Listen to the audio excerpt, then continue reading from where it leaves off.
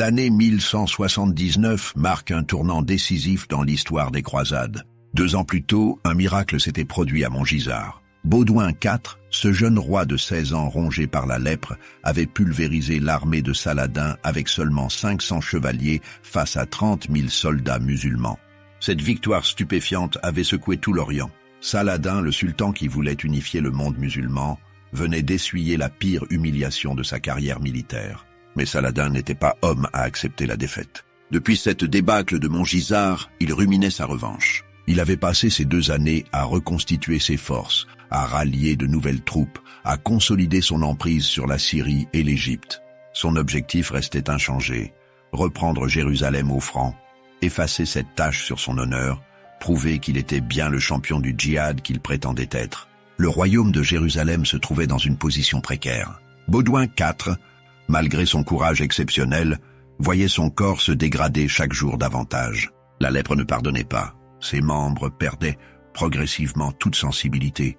Son visage se déformait et bientôt, il ne pourrait même plus tenir une épée. Le royaume avait désespérément besoin de temps, de répit, de pouvoir respirer avant la prochaine offensive de Saladin. C'est dans ce contexte tendu que les Templiers prirent une décision audacieuse. Sous la direction d'Eudes de Saint-Amand, leur grand maître, ils décidèrent de construire une forteresse au gué de Jacob. Ce passage sur le Jourdain n'était pas n'importe quel endroit. Il représentait le point de traversée le plus sûr entre la Syrie et la Palestine, l'artère principale par laquelle Saladin pouvait faire passer ses armées pour attaquer Jérusalem. Le gué de Jacob portait bien son nom biblique. Selon la tradition, c'est ici que Jacob avait lutté avec l'ange. Mais en 1179, ce lieu sacré allait devenir un champ de bataille. Les Templiers voyaient dans ce site l'opportunité de créer un verrou défensif majeur. Si une forteresse solide gardait ce passage, Saladin ne pourrait plus envahir le royaume aussi facilement. Le projet démarra en octobre 1178. Des centaines d'ouvriers, d'architectes, de tailleurs de pierre se mirent au travail. Les Templiers ne faisaient pas les choses à moitié. Ils taillèrent des blocs de pierre gigantesques, d'une taille qui impressionnait les chroniqueurs de l'époque. Les murs devaient être épais, massifs, capables de résister aux mangonneaux les plus puissants. Cette forteresse, qu'ils baptisèrent le Chastelet, serait imprenable. Baudouin IV observait ces travaux avec des sentiments mitigés. D'un côté, il comprenait l'intérêt stratégique du projet. Cette forteresse pourrait protéger Jérusalem des invasions venant du nord, mettre une pression constante sur Damas, la base arrière de Saladin. D'un autre côté, le roi lépreux savait que cette construction violait la trêve fragile signée avec Saladin après Montgisard. Il redoutait que ce projet ne provoque exactement ce qu'il voulait éviter, une nouvelle guerre avant que le royaume ne soit prêt. Mais les Templiers ne voulaient rien entendre. Eudes de Saint-Amand était un homme d'action, un guerrier jusqu'au bout des ongles. Ancien maréchal du royaume, il avait combattu toute sa vie contre les musulmans. Pour lui, cette forteresse n'était pas une provocation, c'était une nécessité militaire.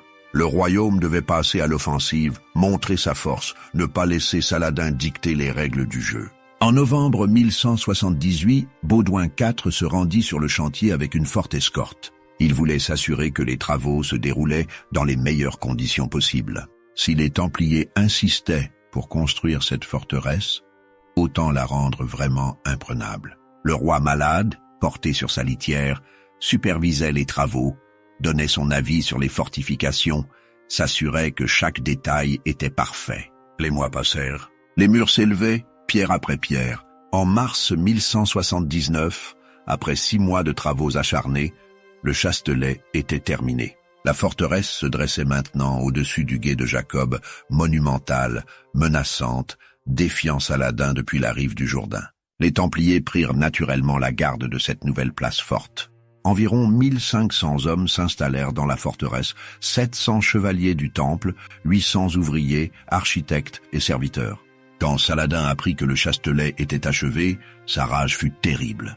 Cette forteresse changeait complètement la donne stratégique. Elle se trouvait à seulement quelques jours de marche de Damas, sa capitale. Elle menaçait directement ses lignes de communication avec l'Égypte. Pire encore, elle montrait que les Francs n'avaient aucun respect pour la trêve qu'ils avaient signée. Le sultan tenta d'abord la négociation.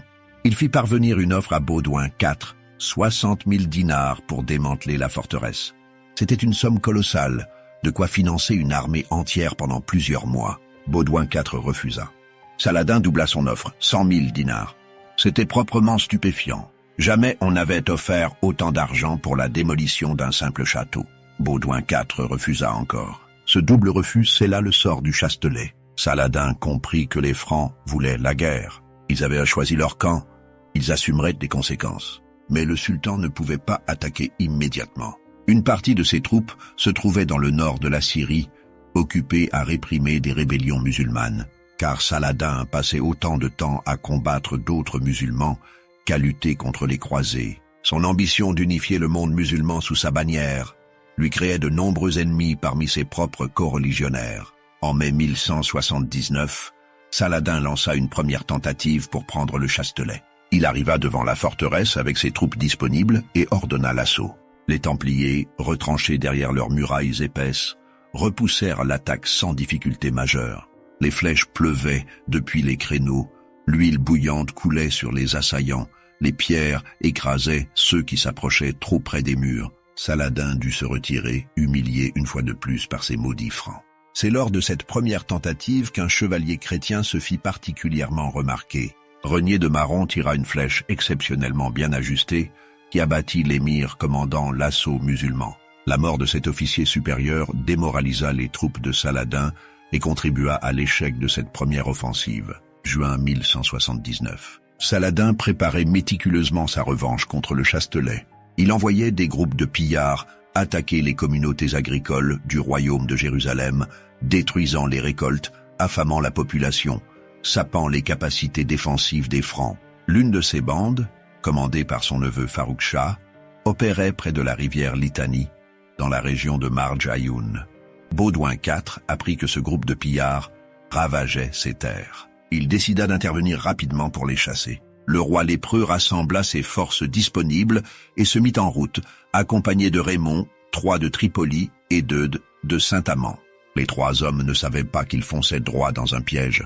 Eudes de Saint-Amand aperçut les pillards de Farouk Shah. Sans attendre le reste de l'armée, sans reconnaître le terrain, le grand maître des Templiers ordonna la charge. Environ 600 chevaliers, Templiers et hommes du comte de Tripoli se lancèrent au galop contre cette petite troupe musulmane. L'impétuosité d'Eudes allait coûter cher, car Saladin se trouvait tout près avec le gros de son armée.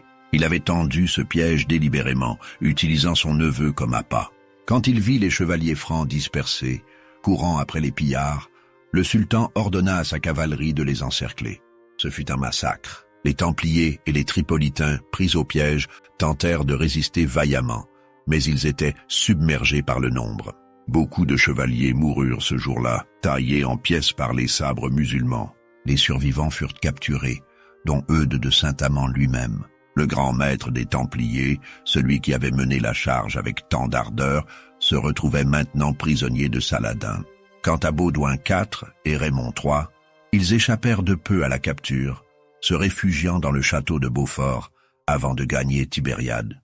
La défaite de Marj Ayoun était terrible pour le royaume. Elle avait décapité une partie de l'élite militaire franque. Elle avait capturé le grand maître des Templiers. Mais surtout, elle laissait le Chastelet extrêmement vulnérable. Baudouin IV se trouvait maintenant à Tibériade, à moins d'une journée de marche du gué de Jacob, mais ses forces étaient dispersées, désorganisées, incapables d'intervenir efficacement si Saladin décidait d'attaquer la forteresse templière. Saladin ne perdit pas de temps. Après sa victoire à Marj Ayoun, il avait retrouvé tout le prestige perdu à Montgisard. Ses troupes étaient galvanisées, confiantes, assoiffées de nouvelles victoires. Le sultan rassembla une armée imposante et marcha vers le gué de Jacob. Il arriva devant le Chastelet le 24 août 1179, un samedi.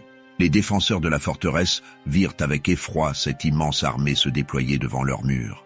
Des milliers de soldats musulmans entouraient maintenant le Chastelet, bannières flottant au vent, tambours résonnants, cris de guerre déchirant l'air. Saladin fit installer son camp tout autour de la forteresse, coupant toute possibilité de fuite ou de ravitaillement. Le sultan savait qu'il devait agir vite. Une armée de secours se rassemblait à Tibériade sous la direction de Baudouin IV. Si le siège durait trop longtemps, le roi lépreux arriverait avec ses renforts, et Saladin devrait affronter l'armée franque en bataille rangée, ce qu'il voulait éviter après l'humiliation de Montgisard. Il fallait prendre le Chastelet rapidement, avant que les secours n'arrivent. Vers 5 heures de l'après-midi ce samedi 24 août, Saladin ordonna l'assaut général. Les Sarrasins attaquèrent dans toutes les directions en même temps, cherchant le point faible dans les défenses, tentant de submerger les défenseurs par le nombre. Les Templiers étaient environ 1500 hommes dans la forteresse, dont 700 chevaliers aguerris. Mais ils devaient défendre un périmètre important contre des milliers d'assaillants. Le combat qui suivit fut d'une violence inouïe. Les musulmans se jetaient sur les murs du Chastelet avec une rage décuplée par leur récente victoire à Marj Ayoun. Ils grimpaient aux échelles, tentaient d'escalader les murailles, lançaient des flèches par milliers. Les Templiers se battaient comme des lions, repoussant chaque vague d'assaut avec une détermination farouche. Les corps s'entassaient au pied des remparts, le sang coulait sur les pierres, les cris des mourants se mêlaient au fracas des armes. La première ligne de défense, les ouvrages avancés du château, céda dans l'heure. Les musulmans, de façon tout à fait inattendue, parvinrent à s'emparer de ces fortifications extérieures. C'était un succès majeur pour Saladin, mais le plus dur restait à faire. Les Templiers se replièrent à l'intérieur de l'enceinte principale de la forteresse, derrière les murs massifs qu'ils avaient construits avec tant de soin. Quand la nuit tomba, l'assaut des Sarrasins s'arrêta. Ils avaient obtenu une demi-victoire. Les défenses extérieures étaient tombées, mais la forteresse elle-même tenait toujours. Les Templiers, à l'intérieur du Chastelet, attendaient les secours promis. Ils savaient que Baudouin IV rassemblait son armée à Tibériade. Il fallait juste tenir assez longtemps pour que le roi arrive avec ses renforts. Le lendemain matin, dimanche 25 août, Saladin changea de tactique. Il avait constaté que les assauts frontaux contre les murs du Chastelet étaient trop coûteux en vies humaines. Ces murailles épaisses, construites avec ces pierres gigantesques dont parlaient les chroniqueurs, résistaient à tous les coups de bélier, à tous les projectiles des mangoneaux. Il fallait une approche différente. Le sultan ordonna à ses sapeurs de creuser un tunnel sous l'une des grosses tours de l'enceinte. C'était une technique de siège classique mais dangereuse. Les sapeurs devaient creuser sous les fondations de la tour, étayer le tunnel avec des poutres en bois, puis mettre le feu à ces poutres pour provoquer l'effondrement de la tour. Si le tunnel s'écroulait prématurément, les sapeurs mouraient écrasés. Si les défenseurs découvraient le tunnel, ils pouvaient y mettre le feu eux-mêmes ou noyer les sapeurs. Les musulmans travaillèrent toute la journée, creusant dans la terre palestinienne sous le soleil brûlant d'août. Les Templiers, depuis les remparts, entendaient sans doute le bruit sourd du creusement, mais ils ne pouvaient pas faire grand-chose pour l'arrêter. Ils renforçaient les portes principales, consolidaient les défenses, économisaient leurs munitions pour les prochains assauts. À la tombée du jour ce dimanche, les sapeurs avaient terminé leur travail. Le tunnel passait bien sous les fondations de la tour, étayé par des dizaines de poutres en bois. Saladin ordonna de mettre le feu aux étais. Les flammes léchèrent le bois, le consumèrent progressivement. Les musulmans attendaient l'effondrement de la tour, le signal de la victoire finale. Mais rien ne se passa. Les murs du Chastelet étaient si épais, si solidement construits, que même privés d'une partie de leur fondation, ils refusaient de tomber. L'ingénierie templière avait produit une forteresse d'une solidité exceptionnelle. Les pierres massives restaient en place, défiant la gravité, défiant Saladin. Les Templiers profitèrent de ce répit pour construire une palissade en bois à l'intérieur de l'enceinte, juste derrière la section minée. Si le mur finissait par s'effondrer, cette palissade de fortune fournirait une ligne de défense supplémentaire. Chaque heure gagnée rapprochait l'arrivée des secours de Baudouin. 4, lundi 26 août. Saladin ordonna de rallumer le feu dans le tunnel. Cette fois, les musulmans utilisèrent plus de combustible, alimentèrent les flammes plus intensément. La chaleur devint insupportable dans le tunnel. Les pierres au-dessus commencèrent à craquer sous l'effet de la dilatation thermique. Les défenseurs du Chastelet sentèrent le danger se rapprocher. L'odeur de fumée envahissait maintenant la forteresse. Les Templiers savaient que leur jour était compté. Mais ils refusaient de se rendre. Un chevalier du Temple ne capitulait jamais, ne demandait jamais quartier. Leurs règles étaient claires, vaincre ou mourir. La rançon d'un Templier ne pouvait être que son poignard et sa ceinture. Rien d'autre.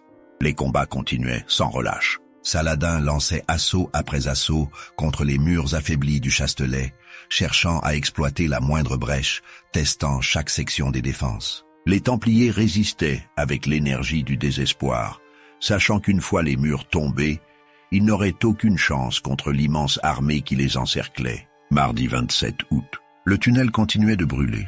Les pierres rougissaient sous l'effet de la chaleur intense. Des fissures apparaissaient dans la maçonnerie. Les Templiers voyaient l'inévitable se rapprocher. Certains devaient se demander pourquoi les secours n'arrivaient pas. Où était Baudouin IV? Où était l'armée de Jérusalem? En réalité, le roi lépreux faisait tout ce qu'il pouvait. Il rassemblait les troupes disponibles, appelait les vassaux à son aide, préparait une armée de secours. Mais Rome ne s'était pas construite en un jour, et une armée médiévale non plus. Il fallait du temps pour mobiliser les chevaliers dispersés dans tout le royaume, pour rassembler les provisions nécessaires, pour organiser une colonne de secours capable d'affronter l'armée de Saladin. Mercredi 28 août, l'atmosphère dans le Chastelet devenait irrespirable. La fumée du tunnel envahissait les pièces, les défenseurs toussaient, les yeux brûlants. Les corps des morts commençaient à s'accumuler, car il n'y avait aucun moyen de les évacuer de la forteresse assiégée. La chaleur du mois d'août accélérait la décomposition, rendant l'odeur insupportable. Les Templiers continuaient pourtant de se battre. Ils repoussaient chaque assaut avec la même détermination, même si leur force s'amenuisait. Chaque homme tombé était un trou dans les défenses, un chevalier de moins pour tenir une section du mur, un arc de moins pour tirer sur les assaillants. Jeudi 29 août 1179, le 6e jour du siège. Les flammes dans le tunnel avaient enfin fait leur œuvre. Les pierres, chauffées puis refroidies, fragilisées par les cycles thermiques répétés, commencèrent à céder. Un grondement sourd se fit entendre. La terre trembla, puis dans un fracas apocalyptique, une section entière du mur s'effondra. Les Templiers virent avec horreur les pierres massives dégringoler, créant une brèche béante dans leur défense. La palissade de bois qu'ils avaient construite en hâte ne pourrait jamais résister à un assaut en règle. Les musulmans poussèrent des cris de victoire. Saladin ordonna l'assaut final. Des milliers de Sarrasins se ruèrent vers la brèche. Ils piétinaient les décombres, escaladaient les gravats, se déversaient dans la forteresse comme un fleuve en crue. Les Templiers formèrent un mur de boucliers devant la brèche, tentant désespérément de contenir le flot. Les épées s'entrechoquaient, les haches fendaient des armures, le sang giclait dans toutes les directions.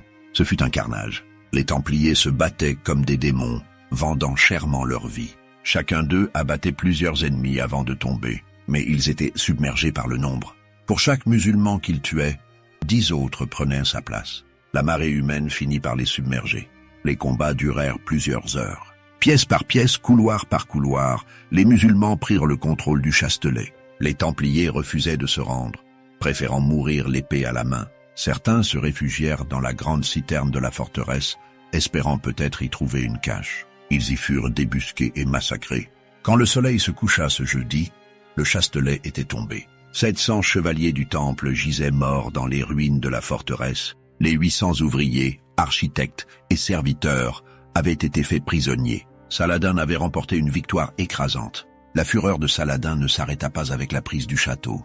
Le sultan ordonna l'exécution de tous les Templiers capturés encore vivants. Beaucoup d'entre eux étaient blessés, certains grièvement, mais Saladin ne voulait montrer aucune pitié. Ces chevaliers du Temple étaient les soldats d'élite des Francs, les plus redoutés par les armées musulmanes. Chaque Templier capturé représentait un danger futur éliminé.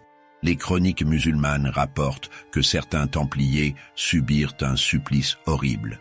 Ils furent sciés par le milieu du corps. Cette forme d'exécution particulièrement cruelle visait à terroriser les autres Francs, à montrer ce qui attendait ceux qui osaient défier Saladin.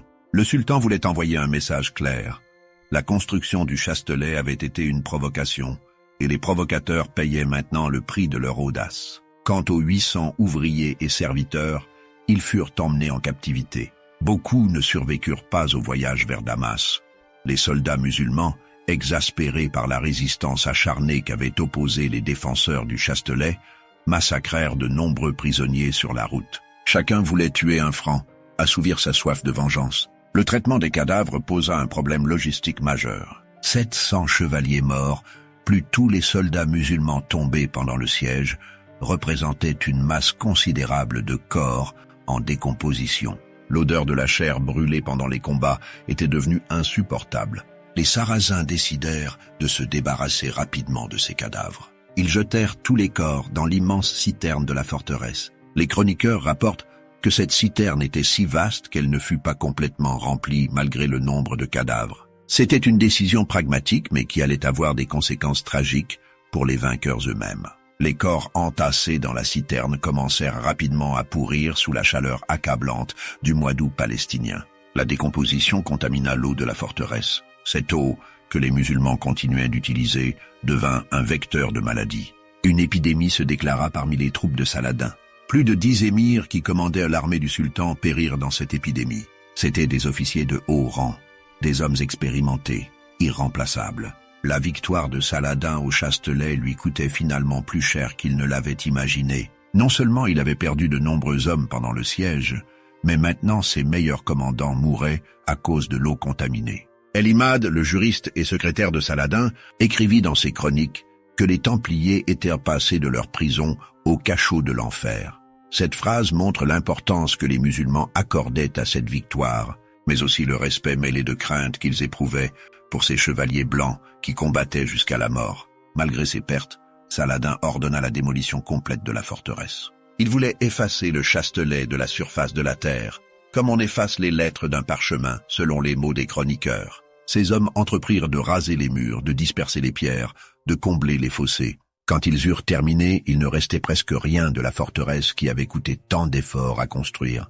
Vendredi 30 août 1179. Le même jour où le Chastelet tombait définitivement, Baudouin IV quittait enfin Tibériade avec l'armée de secours qu'il avait réussi à rassembler. Le roi lépreux, porté sur sa litière car il ne pouvait plus marcher, menait ses troupes vers le gué de Jacob. Il espérait arriver à temps pour sauver la garnison templière. Quand l'armée franque approcha du gué, les soldats virent de la fumée couvrir l'horizon. Un nuage noir et épais s'élevait au-dessus de l'emplacement du Chastelet. Les hommes de Baudouin comprirent immédiatement ce que cela signifiait. Ils étaient arrivés trop tard. La forteresse était tombée, les Templiers étaient morts. Baudouin IV dut ressentir une rage et une frustration immenses. 700 chevaliers du Temple, l'élite de son armée, venaient de périr. 800 autres hommes étaient en captivité ou morts. Le Chastelet, cette forteresse stratégique qui devait protéger Jérusalem, n'était plus qu'un tas de ruines fumantes. Et Saladin, son ennemi juré, venait de remporter une victoire éclatante qui effaçait l'humiliation de Montgisard. Le roi ne pouvait rien faire. Son armée n'était pas assez forte pour affronter celle de Saladin en bataille rangée. Les forces musulmanes étaient encore nombreuses, galvanisées par leur victoire, prêtes à écraser toute tentative de revanche franque. Baudouin IV n'avait d'autre choix que de retourner à Tibériade avec ses renforts inutiles. Ce fut un moment terrible pour le royaume de Jérusalem. La défaite du Chastelet marquait un tournant dans la guerre contre Saladin. Le sultan avait prouvé qu'il pouvait prendre même les forteresses les plus solides des Francs. Il avait démontré que la victoire de Montgisard n'était qu'un accident, une anomalie, et que le rapport de force penchait désormais clairement en sa faveur. Pendant que le Chastelet brûlait, Eudes de Saint-Amand croupissait dans les geôles de Saladin. Le grand maître des Templiers, capturé à Marj Ayoun, avait survécu au premier jour de sa captivité. Saladin voulait l'échanger contre l'un de ses neveux, prisonnier des Francs. C'était une proposition généreuse. Saladin respectait la valeur militaire d'Eudes et était prêt à sacrifier un membre de sa propre famille pour le récupérer. Mais Eudes de Saint-Amand refusa catégoriquement. Sa réponse est restée célèbre dans l'histoire des croisades. « Je ne veux point autoriser par mon exemple la lâcheté de mes religieux qui se laisseraient prendre dans l'espoir d'être rachetés. Un Templier doit vaincre ou mourir et ne peut donner pour sa rançon que son poignard et sa ceinture. » Cette déclaration incarnait parfaitement l'esprit de l'ordre du Temple. Les Templiers ne se rendaient jamais, ne demandaient jamais à être rachetés. Leurs règles interdisaient formellement de payer des rançons. Un chevalier du Temple capturé devait accepter son sort avec dignité, sans chercher à négocier sa liberté. Eudes préférait mourir en captivité plutôt que de donner un mauvais exemple à ses frères d'armes. Saladin respecta cette décision même s'il devait en être frustré. Il garda Eudes prisonnier à Damas. Les conditions de détention étaient probablement dures. Les cachots médiévaux n'avaient rien de confortable. Le grand maître des Templiers, habitué à mener des armées et à chevaucher dans les déserts palestiniens, se retrouvait enfermé dans une cellule sombre et humide. Le 19 octobre 1179, moins de 2 mois après la chute du Chastelet, Eudes de Saint-Amand mourut en captivité à Damas. Les causes exactes de sa mort restent floues. Certains chroniqueurs parlent de maladie, d'autres de misère. El-Imad, le secrétaire de Saladin, écrivit qu'Eudes était passé de sa prison au cachot de l'enfer, montrant le mépris des musulmans pour ce chef franc qui leur avait causé tant de problèmes. Guillaume de Tyr, l'évêque et chroniqueur qui avait été le précepteur de Baudouin IV, écrivit des mots très durs sur Eudes de Saint-Amand. Homme méchant, superbe, arrogant, ne respirant que la fureur, sans crainte de Dieu et sans égard pour les hommes. Il mourut de misère, sans emporter les regrets de personne. Mais il faut prendre ces mots avec précaution. Guillaume de Tyr détestait les Templiers car il refusait de payer l'impôt à l'Église, donc à lui. Son jugement sur Eudes était biaisé par cette rancœur personnelle. D'autres chroniqueurs et historiens ont laissé un portrait bien différent d'Eudes de Saint-Amand. Ils le décrivent comme un soldat valeureux, un chef courageux, un excellent gestionnaire de l'ordre du Temple. Sa décision de charger à Marjayoun était peut-être imprudente, mais elle témoignait de son ardeur au combat, de son refus de reculer devant l'ennemi.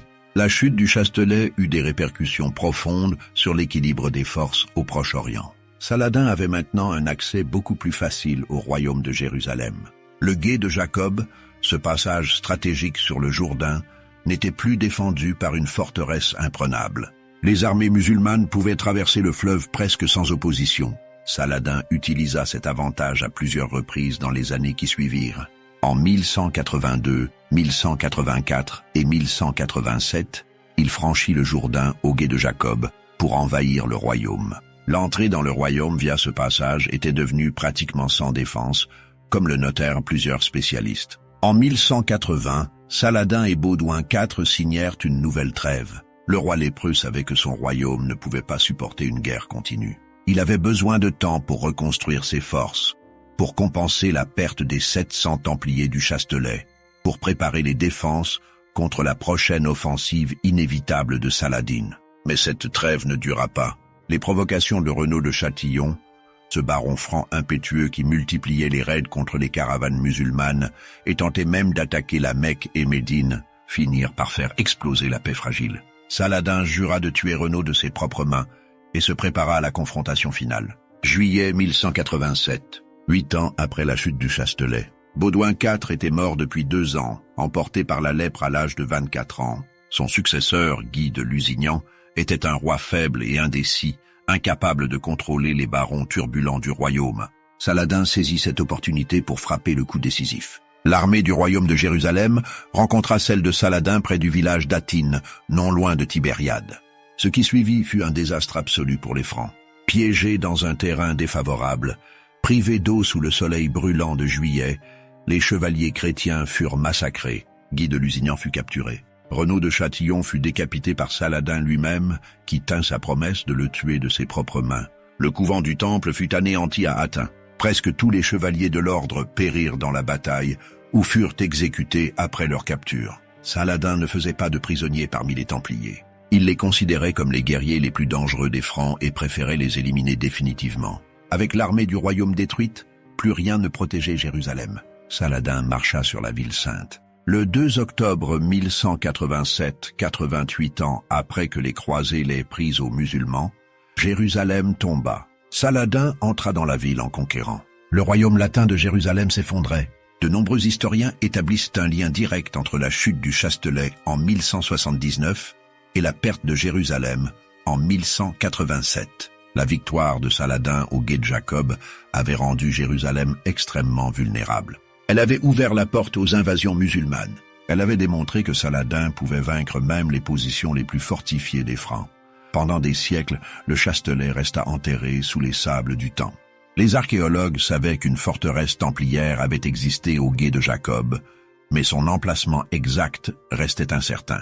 Les fouilles archéologiques modernes ont finalement permis de retrouver les vestiges de cette forteresse légendaire. Les archéologues ont découvert les bases des murs arasés dont les pierres sont effectivement d'une taille impressionnante, confirmant les descriptions des chroniqueurs médiévaux. Ils ont retrouvé de nombreuses flèches, témoignant de l'intensité des combats. Plus troublant encore, ils ont exhumé plusieurs squelettes qui confirment l'existence de l'affrontement dont l'issue marqua le début de la perte de contrôle de la Palestine par les croisés. L'un des archéologues impliqués dans ces fouilles déclara « Jamais auparavant, il n'a été possible de placer leurs vestiges avec une telle exactitude temporelle dans l'histoire. Je ne connais rien qui peut être comparé à ceci. » Cette découverte est l'équivalent du Saint Graal pour les archéologues et les historiens. Les squelettes retrouvés portent les traces des blessures qui ont tué ces chevaliers en Terre Sainte. Certains crânes montrent des fractures causées par des coups de masse ou d'épée.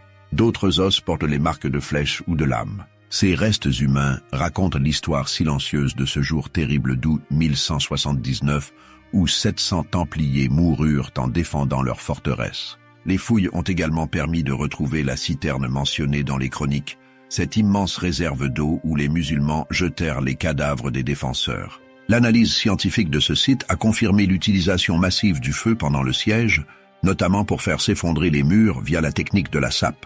La bataille du Gué de Jacob offre plusieurs enseignements sur la guerre médiévale et sur les croisades en général. Elle montre d'abord l'importance stratégique du contrôle des passages. Le Gué de Jacob n'était qu'un simple point de traversée d'une rivière, mais son contrôle déterminait qui pouvait envahir qui. Les Templiers l'avaient compris en construisant le Chastelet. Saladin le comprit en détruisant cette forteresse.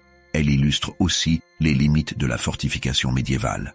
Les Templiers avaient construit une forteresse réputée imprenable, avec des murs d'une épaisseur exceptionnelle. Pourtant, Saladin réussit à la prendre en moins d'une semaine grâce à la technique de la sape. Aucune muraille n'était vraiment indestructible si l'assiégeant avait le temps et les ressources pour creuser dessous.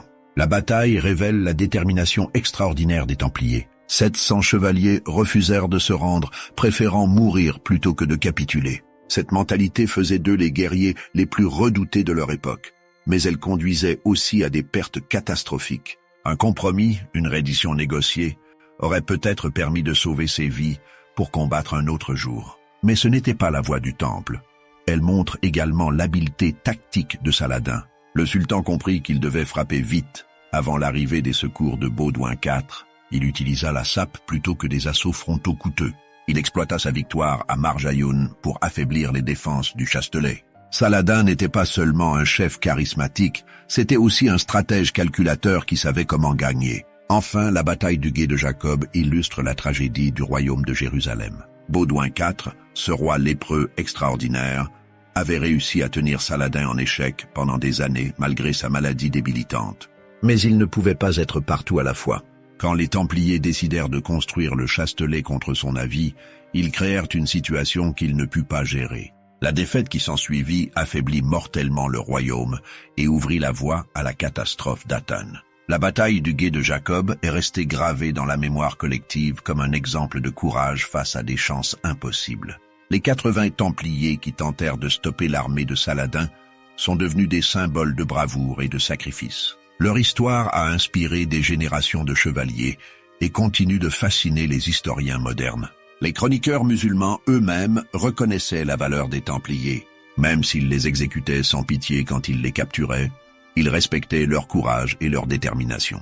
El-Imad et d'autres écrivains arabes décrivirent les chevaliers du Temple comme des adversaires redoutables, des guerriers d'élite qu'il fallait éliminer pour assurer la victoire musulmane. Du côté chrétien, la perte du Chastelet devint un symbole de la fragilité du royaume de Jérusalem. Elle montrait que même les efforts les plus héroïques ne suffisaient pas toujours face à un ennemi déterminé et supérieur en nombre. Elle révélait aussi les dangers de l'orgueil et de l'imprudence, car la construction du Chastelet en violation de la trêve avait provoqué exactement ce que Baudouin IV voulait éviter. L'histoire d'Eudes de Saint-Amand refusant d'être échangée devint légendaire. Sa phrase sur la rançon d'un Templier, seulement son poignard et sa ceinture, fut citée pendant des siècles comme l'incarnation de l'honneur chevaleresque. Même ceux qui critiquaient les Templiers pour leur orgueil ne pouvaient nier qu'eux deux avaient vécu et étaient morts selon ces principes. Pour comprendre pleinement l'importance de la bataille du Gué de Jacob, il faut la replacer dans le contexte plus large des croisades. En 1199, les croisés de la première croisade avaient pris Jérusalem aux musulmans dans un bain de sang. Pendant les décennies qui suivirent, ils établirent 4 États latins au Proche-Orient: le royaume de Jérusalem, le comté d'Édesse, la principauté d'Antioche et le comté de Tripoli. Ces États francs étaient constamment menacés. Ils étaient entourés de territoires musulmans, dépendaient de renforts venus d'Europe qui arrivaient rarement et en nombre insuffisant. Leur survie reposait sur 3 facteurs: les divisions entre les différents États musulmans, les fortifications massives qu'ils construisaient partout, et les ordres militaires comme les Templiers et les Hospitaliers. Saladin changea la donne en unifiant l'Égypte et la Syrie sous son autorité. Pour la première fois depuis longtemps, les États latins faisaient en face à un adversaire uni et puissant.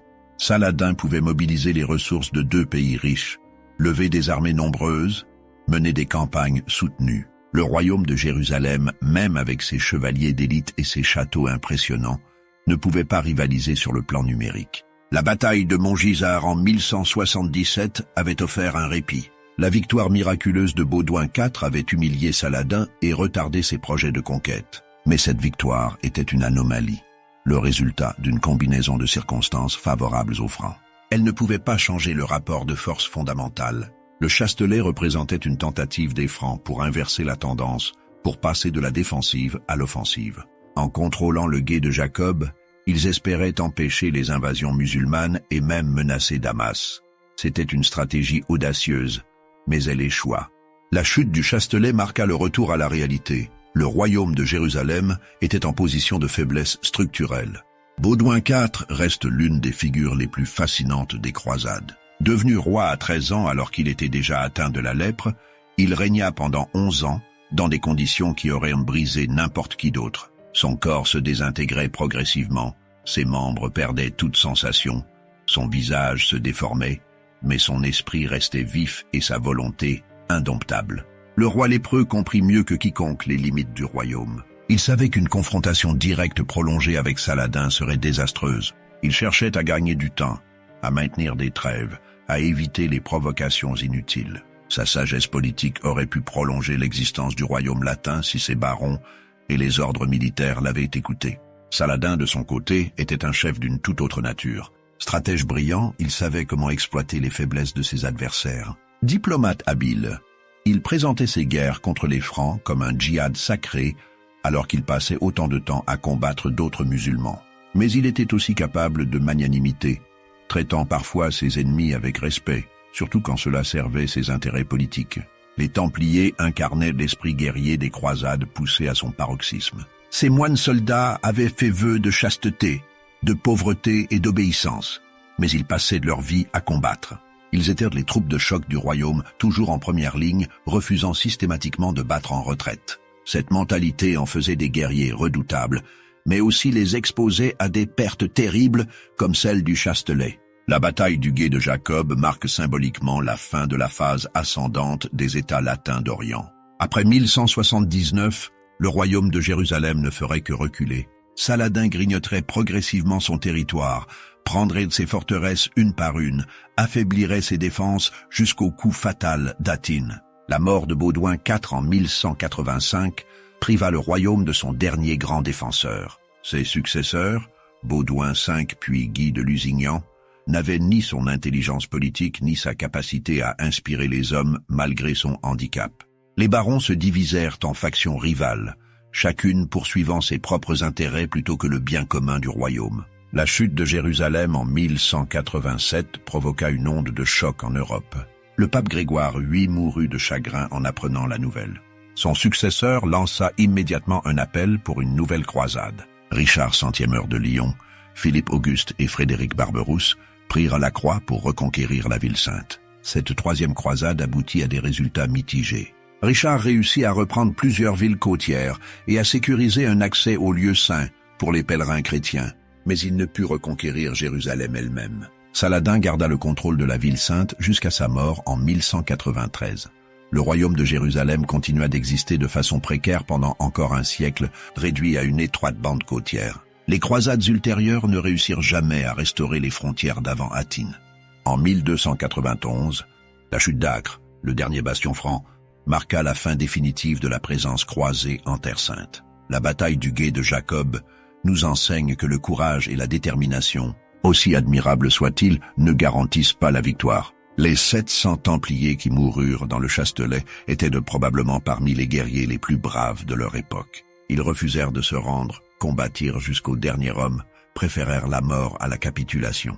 Leur héroïsme est indéniable, mais cet héroïsme ne changea pas le résultat final. Saladin prit la forteresse, les Templiers périrent. Le royaume de Jérusalem perdit 700 de ses meilleurs chevaliers en une seule bataille. La voie vers la catastrophe d'Athine était ouverte. On peut se demander ce qui se serait passé si les Templiers avaient écouté Baudouin IV et n'avaient pas construit le Chastelet. La trêve avec Saladin aurait peut-être tenu plus longtemps.